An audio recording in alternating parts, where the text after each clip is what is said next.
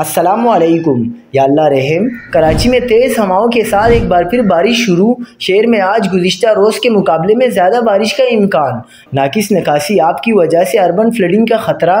क्या आप हालात हाज़रा से आगाही हासिल करना चाहते हैं? खबर के पीछे छुपे असल हक़ाइक़ जानना चाहते हैं तो अभी सब्सक्राइब कीजिए ज़िलमिल पाकिस्तान को और साथ ही घंटी के निशान पर क्लिक कर दें। आपको बताते चलें कि कराची के मुख्तलिफ इलाकों में तेज़ हवाओं के साथ बारिश का सिलसिला शुरू हो गया है।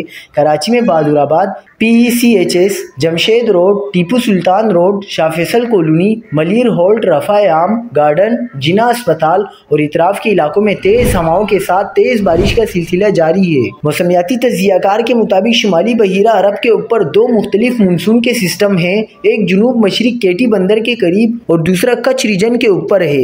एक नुमाया कम दबाव वस्ती भारत के ऊपर मौजूद है।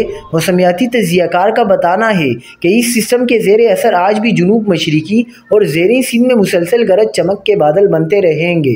साजगार मौसमी हालात के बाइस कराची में भी आज मजीद गरज चमक के साथ बारिश होगी। ये स्पेल कराची में मजीद 2 से 3 दिन सरगर्म रहेगा। डिप्टी डायरेक्टर PDMA अंजुम नज़ीर सहीम का कहना है कि कराची शहर के शुमाल मशरिक में गरज चमक के बादल मौजूद हैं।